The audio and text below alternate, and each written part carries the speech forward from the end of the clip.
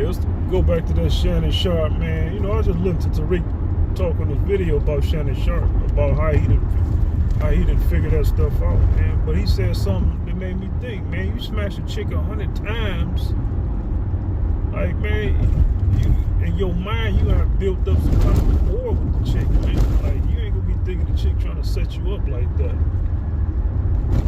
Like, if you smash a chick 100 times, man, like, how you gonna, why would you still be apprehensive about the chick? See, Shannon Sharp, he's not the type of dude who's really a conscious dude like that, man. He can't be. And a lot of these black folks out there kind of like going against him, talking about you should have known better. A lot of them ain't conscious. A lot of you all ain't conscious like that. See, a conscious black person probably wouldn't even mess with a white chick, period. See what I'm saying? It would take a certain kind of white chick to kind of like, get a black conscious dude, truly black and conscious about white supremacy. Not black and just conscious about some Egyptian pyramids and all that. I'm talking about conscious about white supremacy. That's a different kind of consciousness. They probably, that kind of dude or that kind of woman wouldn't mess with a white person at all. You know, be very apprehensive. They'd have to probably kill a race soldier or something to convince a truly conscious black person who's conscious of white supremacy like that. Somebody who's sitting and listening to Neely Fuller Jr.'s videos and Dr. Francis Wellsing videos and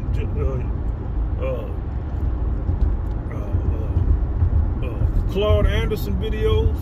You think they gonna see? That ain't no Shannon Sharp, man. And most of y'all are not like that, who listen to those black speakers like that, who have been emerged.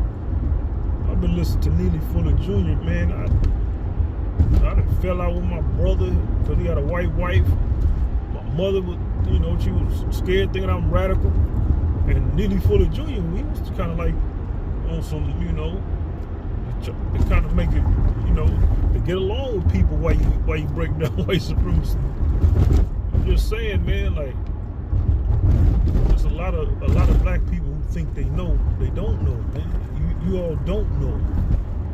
The fact that y'all coming at Shannon Sharp and not at the white supremacists, not at the white chick who came at him, you can say, well, you should have known better. But how long are we gonna keep saying, telling black people we should have known better? Why not get rid of the system of white supremacy? Why not be on pole with each other in the meantime? That's far more effective. See, Tariq say black people are scared of white backlash. No, man, it's the other way around. You know, that's why white people keep trying to deceive us. They're scared of our backlash. They're scared about us waking up fully to the point where we start teaching our children and stop protesting and start really internalizing the truth. That's what they're afraid of. It's not that they're afraid of black people. It ain't the backlash, man. See, we got it the wrong way, man. Black people, man, a lot of black people, they're not even thinking about no white backlash. They don't understand that they've been brainwashed since infancy. It's brainwashing, man.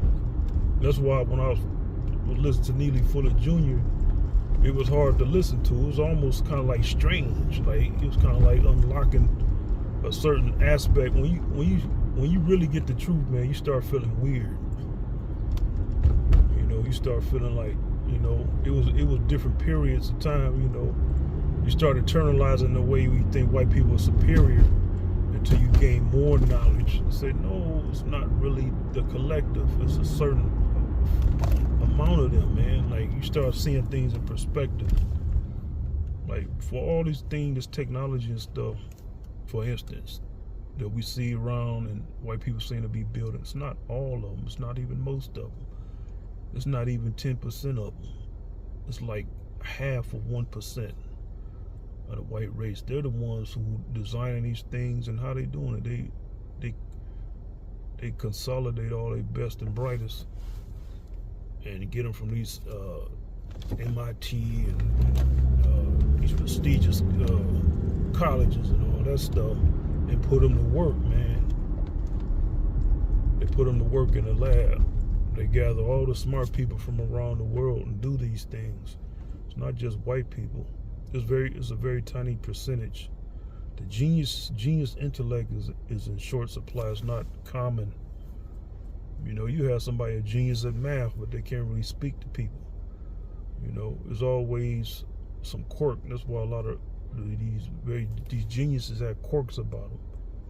It's like all their brain power was consolidated in one aspect, either math, science, or both. You know, they might not be good leaders. They might not be good with money.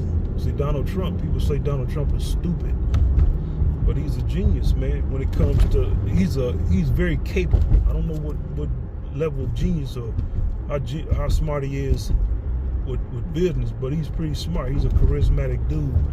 See, his brain power, he may not be a math and science guy like that, but he's charismatic. And yeah, he's been seated in a position of money, but he can maintain it. He know how to manipulate the system, his white supremacist system, to work for him. What does that say about other white people who can't do the same?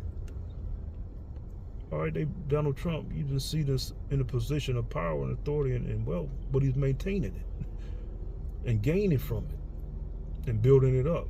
I mean, he has some kind of capacity of thinking and carrying out, you know, things beyond what we think, what we perceive of them. See, it's not how people look and how people talk, man.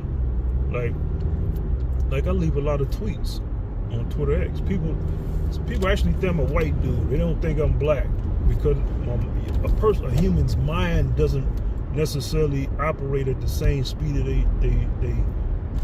they speech, man. Like, we think way faster than we speak. That's why a lot of genius people kind of awkward. You know, they seem awkward and kind of quirky. You know. Also, their mind is working differently, man. Then the words just don't come out correctly. It's off sync. It's like, I didn't really mean to say this. You know. People don't stutter in their mind. People who stutter. You think people stuttering in their mind?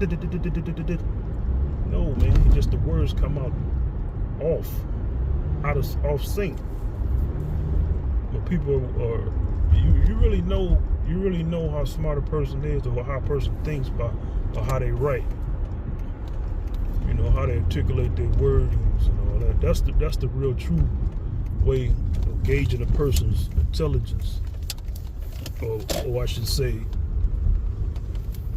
what they think about and how they fabricate thoughts about the way they write. You get a better understanding, because when you're writing, you know, it's just coming from sheer thoughts. See,